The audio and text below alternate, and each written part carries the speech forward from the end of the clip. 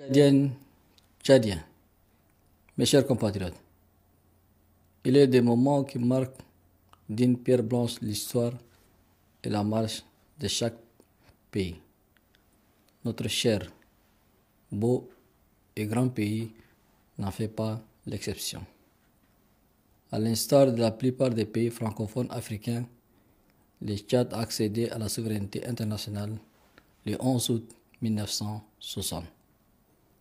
Le jour passe, les années se succèdent et la République du Tchad compte aujourd'hui 65 ans d'indépendance. 6 décennies et demie de marche, marquées de progrès notables, mais aussi des vicissitudes découlant de notre histoire tumultueuse. En ces instants précis, j'ai une pensée pieuse pour les pionniers de l'indépendance et leurs successeurs.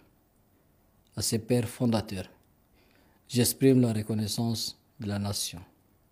Je m'incline devant la mémoire de ceux qui ne sont plus de ce monde. Nous mesurons pleinement le sens et la portée des sacrifices consentis pour la conquête de l'indépendance, de la liberté et de l'ancrage de la démocratie. Du haut de cette tribune du palais Toumaï, c'est avec une légitime fierté et une grande émotion que je prononce ces messages d'hommage et d'espoir pour l'avenir du Tchad, destinés aux filles et fils du pays, tant à l'intérieur qu'à l'extérieur.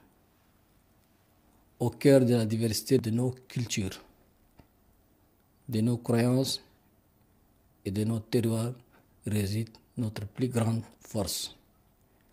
Œuvrons ensemble à renforcer le vivre ensemble, ce ciment sacré qui a toujours été fondement de la grandeur de notre nation. Mes chers compatriotes, l'indépendance de notre pays rime avec l'esprit panafricain qui nous anime et la ferme conviction qu'ensemble, nous bâtirons un Tchad prospère et respecté sur la scène régionale et internationale. Œuvrons résolument pour ce Tchad que nous voulons et grâce aux efforts collectifs, nous avons surmonté les épreuves rencontrées. Parmi elles, la phase de la transition politique bouclée par les différentes élections sans lesquelles notre pays aurait pu plonger dans le néant et le chaos. À l'orée de cette nouvelle ère, je demande à chacun d'entre vous de poursuivre vos efforts et d'apporter vos contributions, afin que nous parvenions à réaliser la refondation de notre pays. Pour ma part, je demeure fidèle à mon serment de ne jamais trahir notre volonté de faire de notre pays un havre de paix et une patrie prospère à la hauteur de nos attentes légitimes.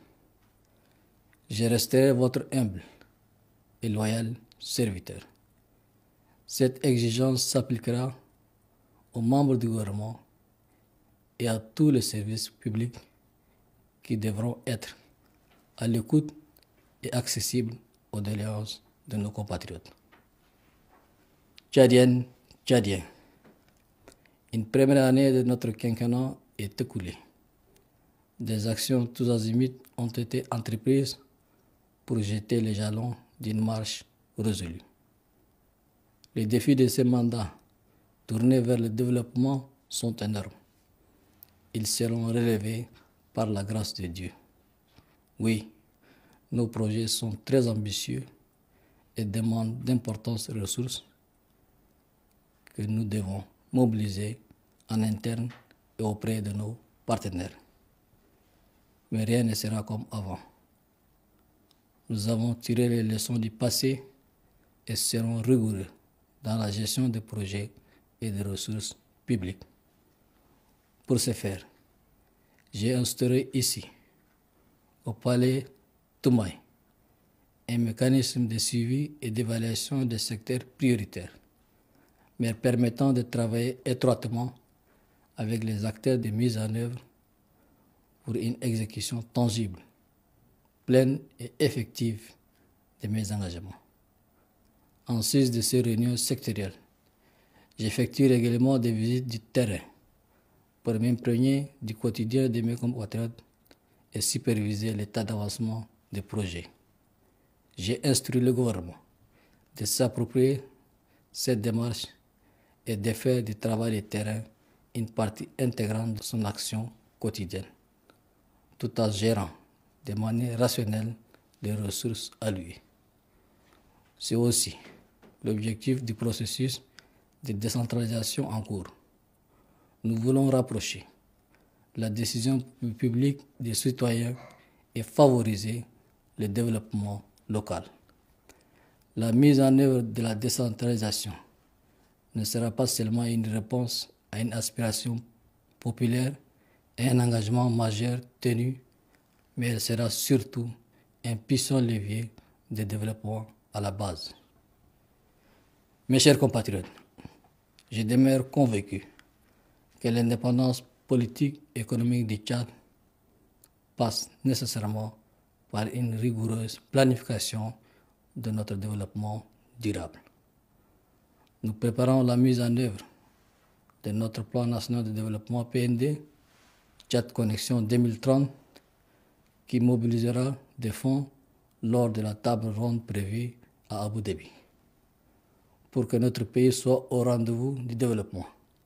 Je suis persuadé de la nécessité de ressources humaines qualifiées. C'est pourquoi nous poursuivrons notre politique d'amélioration profonde de la qualité de l'éducation de base. J'ai saisi cette occasion pour féliciter le nouveau bachelier. Le Tchad de demain se construira avec vos compétences sur la base du mérite. À l'échelle de l'enseignement supérieur, comme vous l'avez constaté, des efforts considérables sont déployés pour instaurer une culture de l'excellence. Avec le même élan, nous moderniserons l'agriculture et l'élevage, piliers durables de notre économie.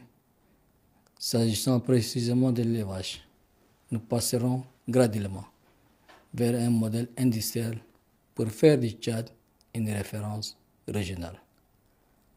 Quant à l'agriculture, nous proposerons des solutions innovantes pour révolutionner ce secteur, tout en renforçant les périmètres aménagés et irrigués. Il nous faut atteindre l'autosuffisance alimentaire. C'est une obligation pour notre pays qui en dispose les moyens nécessaires. Sur le plan des infrastructures, au-delà du désenclavement initié avec l'inauguration du pont de Yagua, la finalisation de la route transsaharienne nous ouvrira l'accès à la Méditerranée et à l'océan Pacifique. De même, la construction de l'axe reliant le Tchad à la Libye et à l'Égypte est également vitale. Tchadiennes, Tchadiens. Afin de tenir nos promesses en matière d'énergie, nous avons engagé des réformes structurelles et réalisé d'importants investissements. Notre nouvelle approche cible les causes fondamentales des dysfonctionnements et apporte des solutions durables adaptées à nos besoins. En matière d'approvisionnement en eau potable, nos villes et villages bénéficieront d'addictions modernes, fiables et suffisantes. L'investissement dans ce domaine vital représente un engagement majeur qui sera honoré, Dieu voulant. Conscient de l'importance cardinale que revêt la construction d'un système de santé performant et moderne, nous améliorerons l'accès aux soins pour garantir une couverture santé universelle. Nous maintiendrons la gratuité des soins pour les mères, les enfants et les personnes vulnérables admises dans les services d'urgence, tout en intensifiant la lutte contre le VIH, le paludisme et les maladies contagieuses. Face à la dégradation environnementale, nous continuerons notre combat écologique pour un développement durable un environnement sain est un droit. Nous soutiendrons les pratiques renforçant notre résilience au changement climatique qui menace la vie humaine, animale et végétale. J'exhorte chacun de nous à protéger la faune et la flore. Plantons des arbres sans relâche. J'accorde une attention particulière au reboisement, à la protection des zones naturelles et à la promotion des sites de notre patrimoine culturel et historique. Mes chers compatriotes, rien de ce qui a été annoncé n'est réalisable sans la paix, la sécurité, l'intégrité et l'unité. Malgré un contexte sécuritaire régional préoccupant, marqué par une situation de guerre dans notre voisinage immédiat, notre pays est engagé à assurer la sécurité de sa population et l'intégrité de son territoire grâce à l'engagement dévoué de ses forces de défense et de sécurité. Cependant, assurer la sécurité aux frontières et à l'intérieur d'un vaste pays comme le nôtre, entouré de pays en situation de guerre, situé dans une région politiquement instable et exposée aux menaces de tout genre, est un défi constant et complexe. C'est pourquoi nous demeurons engagés, plus que jamais, et au plus haut niveau, à préserver les acquis à cet égard, à réformer le corps du domaine et à investir pour mieux équiper, mieux former et mieux valoriser l'engagement de nos forces de défense et de sécurité. C'est le prix de notre souveraineté. Sur le champ politique et avec la création de nouveaux cadres de concertation politique, nous maintenons le dialogue avec les acteurs politiques de toutes les sensibilités. Notre main reste tendue envers ceux de nos compatriotes qui souhaitent nous rejoindre pour construire ensemble le Tchad de demain. Tchadiennes, Tchadiens, m'adressant aux jeunes auxquels j'appartiens, je leur dirai tout simplement qu'ils sont les ferments de la nation tchadienne en devenir. L'avenir de ce beau pays nous appartient. Investissons-nous avec dévotion pour sa construction. Mes sœurs, femmes du Tchad, mobilisez-vous contre les pratiques traditionnelles néfastes qui entravent l'émancipation de la femme. Mariage précoce, mutilation génitale et déperdition scolaire des jeunes filles. Nous devons veiller à votre épanouissement où que vous soyez sans sacrifier nos valeurs religieuses, familiales et sociétales.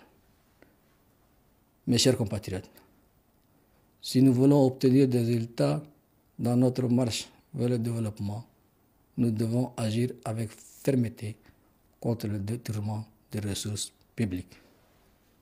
Nous devons accroître à tout le niveau nos efforts pour la moralisation de la vie publique.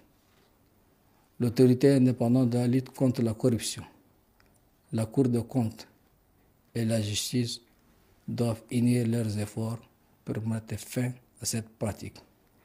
La lutte contre la corruption doit être implacable et la loi doit être appliquée dans toute sa rigueur.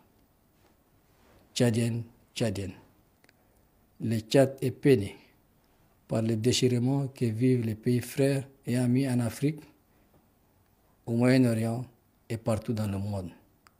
La paix que nous chérissons pour le Tchad, nous le souhaitons également pour les pays frères en situation de guerre.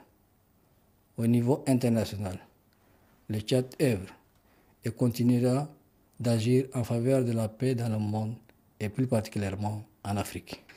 À cet égard, l'Afrique, après des décennies d'indépendance de la plupart de ses États, doit assumer son destin, résoudre ses problèmes et accélérer son intégration. En ce qui concerne le Tchad, notre diplomatie continuera à porter la voix de la paix, de l'intégration africaine, du multilatéralisme bénéfique à tous et du respect de la souveraineté des États. Nos efforts pour la paix dans le voisinage immédiat ont donné des fruits avec la signature de l'accord de paix intervenu le 19 avril 2025 à N'Djamena entre le gouvernement de la République centrafricaine et le groupe rebelle centrafricain. Quant à la crise soudanaise, nous appelons une fois de plus les belligérants à un accord de cessez-le-feu et au dialogue pour trouver une issue à cette guerre fratricide qui n'a fait que durer. Le Tchad continue à payer le prix fort de cette crise et ses conséquences humanitaires, sécuritaires, économiques, sanitaires et environnementales. La communauté internationale doit prendre ses responsabilités face à cette crise qui perdure. Aujourd'hui, l'épidémie de choléra qui sévit dans le camp des réfugiés soudanais de Dougui, à l'est du Tchad, est une grave et nouvelle source d'inquiétude qui doit mobiliser davantage les bailleurs et les acteurs humanitaires afin d'en limiter la propagation. Le Tchad assume son devoir d'humanité à l'égard de nos frères et sœurs du Soudan depuis plus de 2 décennies. Nous demandons au reste du monde de partager ces fardeaux avec nous au nom du même devoir d'humanité et de solidarité. Mes chers compatriotes, le Tchad est un pilier de la lutte antiterroriste dans la région. Il n'a ménagé aucun effort pour contenir les menaces de Boko Haram et contribuer à la stabilité régionale. Nous comprenons et soutenons le combat existentiel que mènent nos frères et sœurs des pays du Sahel contre le terrorisme. Par ailleurs, le Tchad suit de près les réformes en cours aux Nations Unies. Nous n'insisterons jamais assez sur la nécessité de la sauvegarde et de la promotion des priorités acquises pour le continent africain. Le Tchad plaide pour une réforme de la gouvernance mondiale avec une présence plus équitable de l'Afrique, y compris au Conseil de sécurité et dans les institutions de Bretton Woods.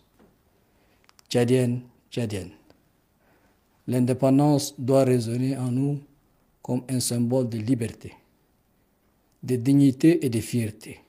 Elle doit signifier un état d'esprit, une attitude, une façon de vivre conformément à l'esprit de notre hymne national. Notre indépendance a un prix et un sens. Le sang et les larmes de nos ancêtres. Elle ne doit pas être un souvenir figé dans le passé, mais une flamme vivante qui nous pousse à rejeter toute forme de soumission et d'où qu'elle vienne. En ce jour spécial, je vous invite à célébrer non seulement l'indépendance de notre nation, mais aussi votre indépendance.